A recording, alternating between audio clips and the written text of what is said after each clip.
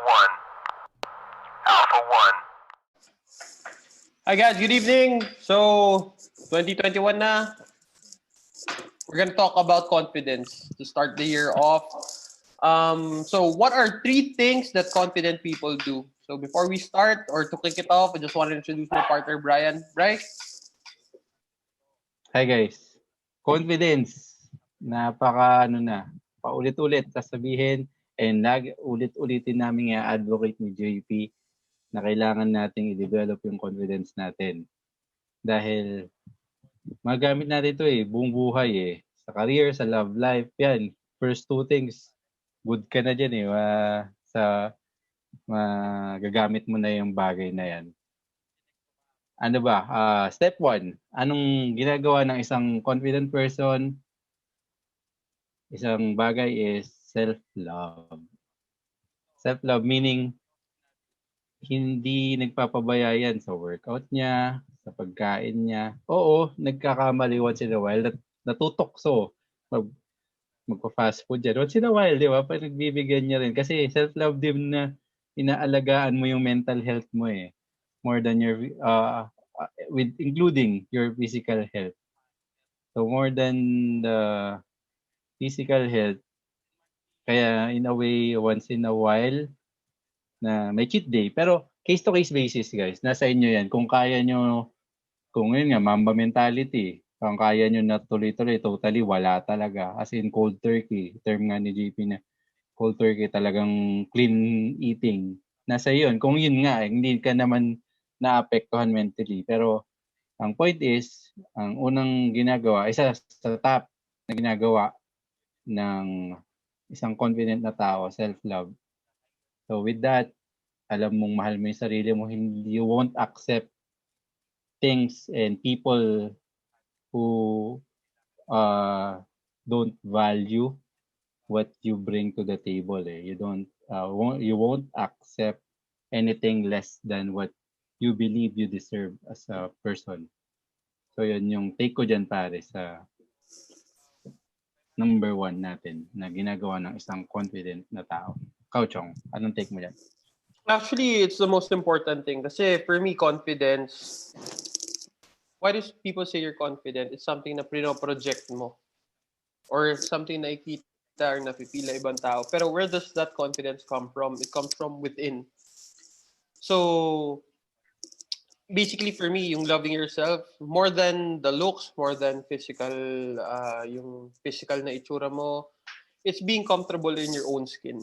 Being comfortable with your own ethnicity, being comfortable with your background, being comfortable where you came from, being at peace kung sino ka talaga without pretensions. I think, pag eliminate ng insecurity, hindi yan madali, and I don't think you can do it totally. Pero the more confident or the more comfortable you are with yourself, the more natanggap mo lahat ng about sa'yo, the better. I think your best self is always kung sino ka. It's not a version of you. Di ba? If you have the confidence to show that to the world, yun. Pero how do you do that? How do you do that is by, tama yung sinabi ni Brian, by loving yourself.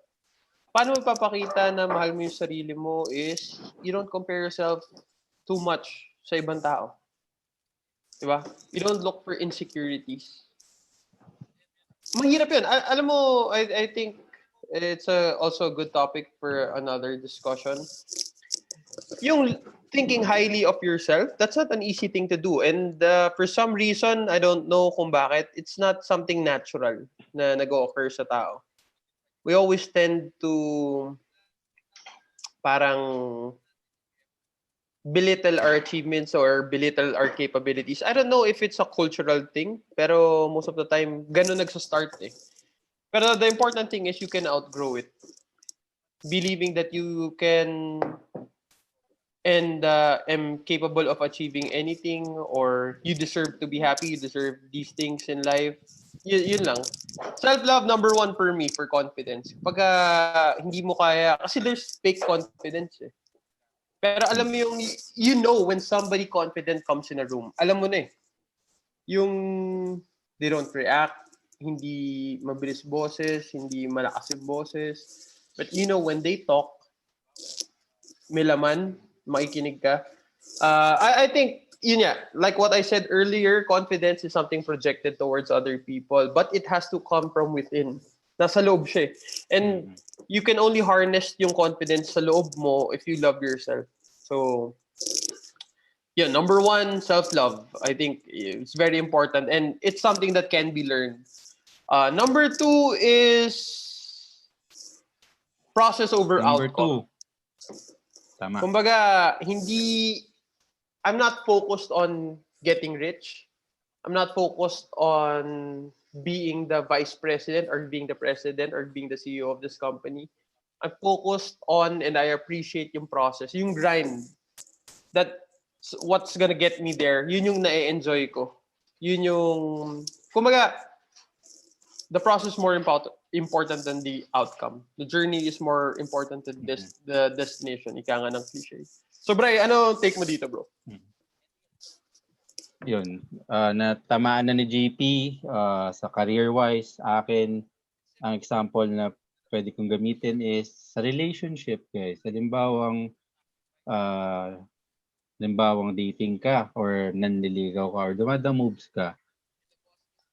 You do it, nataypan mo, di ba? May type kang babae.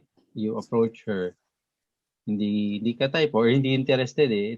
Technically, it's not about you eh. Possibly may relationship na yung babae or hindi lang talaga interested sa'yo. Pero that's not the point eh. Hindi yun yung dapat mong isipin, ba? Hindi mo na dapat i-overthink yung bagay na yon. The point is, ano yung natutunan ko this time around? Anong tama ba yung naging approach ko? So next time around, kasi thinking na isa lang yung matatypan mo, malabo yun sa laki ng population ng mundo. Malabo yun. So, every approach, whether physical yan, dating app man, or yung mga circle of friends mo, ano yung nagawa mo sa approach na yon or sa interaction na yon? Ano yung nagawa kong tama this time na it feels good, in a way nag-move forward yung interaction with the lady? Yun, take natin yun. So, next time around, may introduce natin ulit, na-type natin, may nagdi-dating app tayo, di ba, type natin, or yun, anumang paraan na may makilala tayong gusto natin ulit. Let's take all the learnings that we got from our previous interactions, dalhin natin ngayon. Then, by the time na yung type mo or talagang, yun nga, type mo rin, na type ka rin, paswak na yan, guys. Yung nadala mo, yung mga natutunan mo from the previous tries, previous interactions. Yun. So, process over the outcome. Wag tayo masyadong maging attached dun sa outcome. Oo, it's a bonus eh. Think of it as a bonus na lang na makuha natin. Siyempre, gusto natin. Yun nga, in a relationship, gusto natin babae. Diba? Pero, more than that, hindi rin kasi natin makokontrol eh. Kung hindi ka rin talaga type, hindi. Pero ano yung positive pa natin makukuha from that interaction? So, yun. Process over the outcome. Sa example naman on the relationship or dating, ganyan.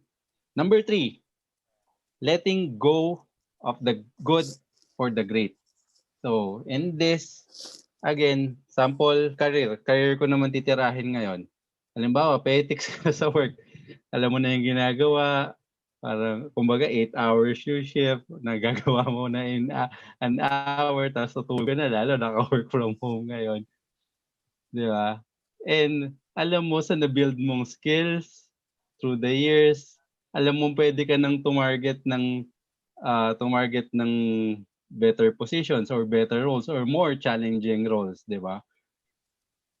Pero kung nagiging hesitation mo, nakatakot kasi malamang tatrabaho na naman ako doon, mawawala yung pagka-petics. Kasi nga ba, malamang pag lumipat ka ng company or lumipat ka ng role, maninibago ka. Siyempre, bagong culture, bago yung process. So, and kailangan mo magpakitang gilas, lalo, umpisa eh.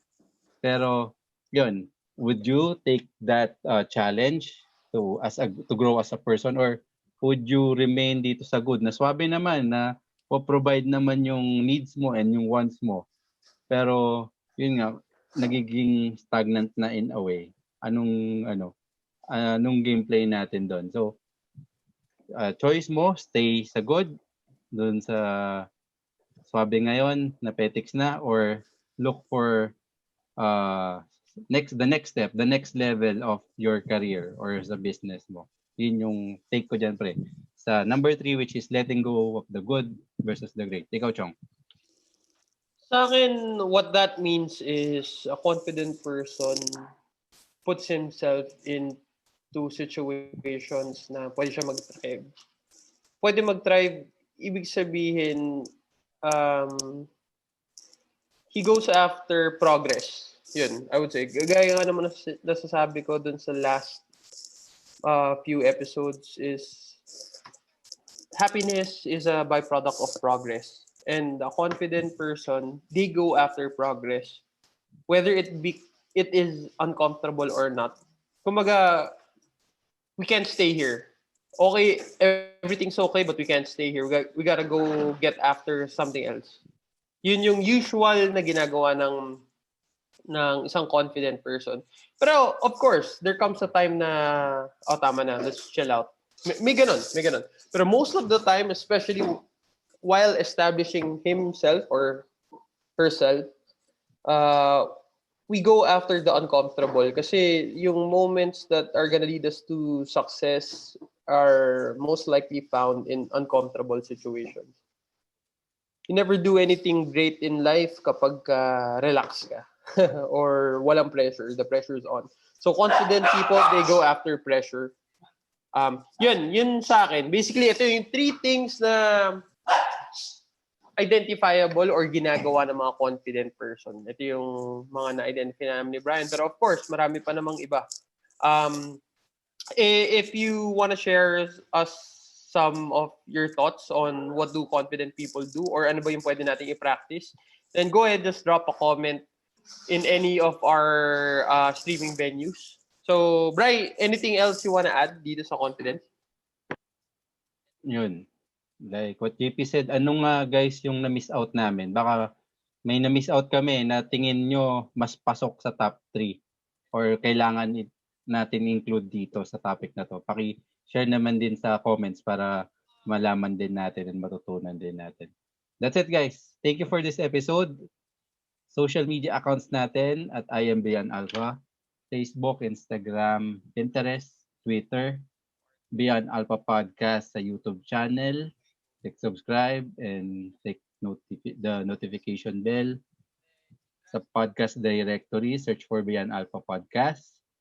Spotify, Google Podcast, Apple Podcast, Stitcher. Then, yung website natin, www.imbeyondalpha.com. That's it, guys. Thank you and see you next episode.